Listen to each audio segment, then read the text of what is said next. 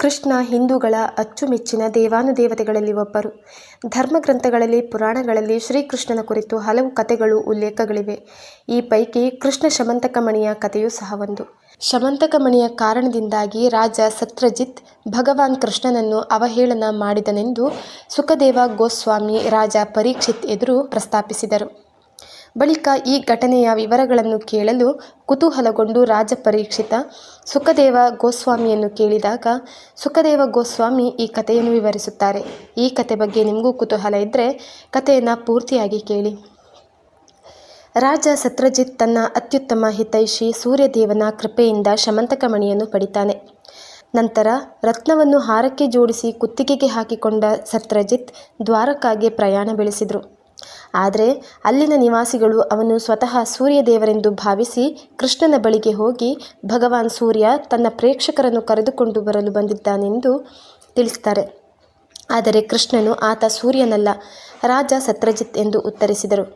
ಅಲ್ಲದೆ ಶಮಂತಕಮಣಿಯನ್ನು ಧರಿಸಿದ್ದರಿಂದ ಅತ್ಯಂತ ಉತ್ಕೃಷ್ಟನಾಗಿ ಕಾಣುತ್ತಿದ್ದಾನೆ ಎಂದು ಅಲ್ಲಿನ ಜನರಿಗೆ ವಿವರಿಸಿದರು. ದ್ವಾರಕದಲ್ಲಿ ಸತ್ರಜಿತ್ ತನ್ನ ಮನೆಯಲ್ಲಿ ವಿಶೇಷ ಬಲಿಪೀಠದ ಮೇಲೆ ಅಮೂಲ್ಯವಾದ ಕಲ್ಲನ್ನು ಸ್ಥಾಪಿಸಿದ್ದ. ಪ್ರತಿದಿನ ರತ್ನವು ದೊಡ್ಡ ಪ್ರಮಾಣದ ಚಿನ್ನವನ್ನು ಉತ್ಪಾದಿಸುತ್ತಿತ್ತು ಮತ್ತು ಅದನ್ನು ಸರಿಯಾಗಿ ಪೂಜಿಸಿದರೆ ಯಾವುದೇ ವಿಪತ್ತು ಸಂಭವಿಸುವುದಿಲ್ಲ ಎಂದು ಭರವಸೆ ನೀಡುವ ಹೆಚ್ಚುವರಿ ಶಕ್ತಿಯನ್ನು ಶಮಂತಕಮಣಿ ಹೊಂದಿತ್ತು. ಒಂದು ಸಂದರ್ಭದಲ್ಲಿ ಭಗವಾನ್ ಶ್ರೀಕೃಷ್ಣನು ರತ್ನವನ್ನು ಯದುಸ್ ರಾಜ ಉಗ್ರಸೇನನಿಗೆ ಕೊಡುವಂತೆ ಸತ್ರಜಿತ್ಗೆ ವಿನಂತಿಸಿದರು. ಆದರೆ ಸತ್ರಜಿತ್ ದುರಾಸೆಯ ಕಾರಣದಿಂದ ಅದನ್ನು ನಿರಾಕರಿಸಿದನು.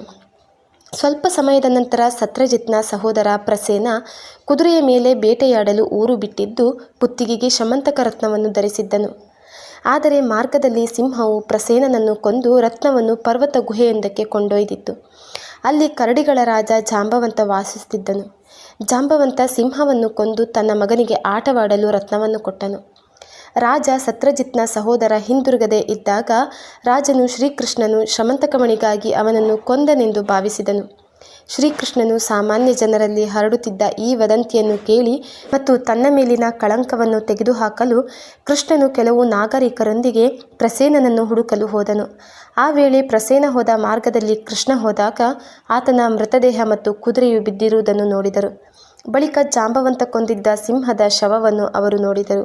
ಈ ಕುರಿತು ತಾನು ತನಿಖೆ ಮಾಡುವೆನೆಂದು ಗುಹೆಯ ಒಳಗೆ ಹೊರಟ ಕೃಷ್ಣ ಜನರನ್ನು ಗುಹೆಯ ಹೊರಗೆ ಇರುವಂತೆ ಹೇಳಿದ್ದನು.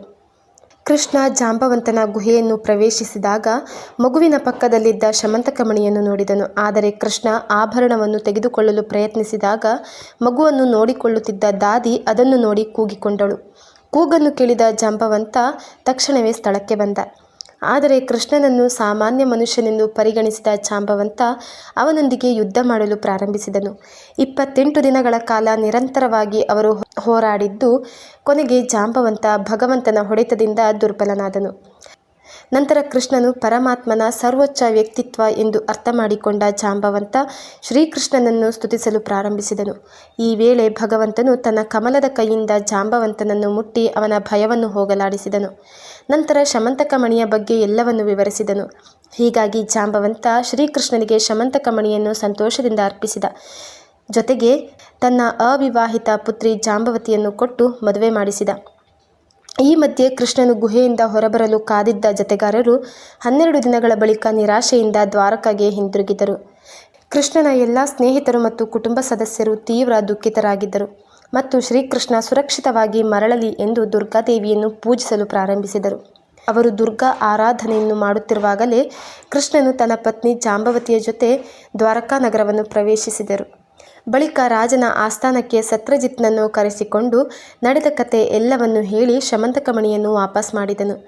ಬಳಿಕ ಅವಮಾನ ಮತ್ತು ಪಶ್ಚಾತ್ತಾಪದಿಂದ ಸತ್ರಜಿತ್ ಆಭರಣವನ್ನು ಪಡೆದುಕೊಂಡನು. ಆದರೆ ತನ್ನ ಮನೆಗೆ ಹಿಂದಿರುಗಿದ ಬಳಿಕ ಸತ್ರಜಿತ್ ತಾನು ಮಾಡಿದ ತಪ್ಪಿಗೆ ಪ್ರಾಯಶ್ಚಿತ ಮಾಡಿಕೊಳ್ಳಲು ಕೃಷ್ಣನಿಗೆ ಶಮಂತಕಮಣಿಯನ್ನು ಮಾತ್ರವಲ್ಲದೆ ಅವನ ಮಗಳನ್ನು ನೀಡಲು ನಿರ್ಧರಿಸಿದನು.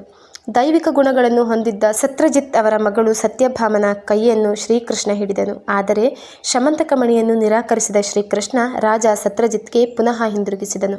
ಹೀಗೆ ಚೌತಿಯ ಚಂದ್ರನನ್ನು ನೋಡಿದ ಶ್ರೀಕೃಷ್ಣ ಪರಮಾತ್ಮನನ್ನು ಕೂಡ ಕಾಡಿತ್ತು ಮಿಥ್ಯಾಪವಾದ.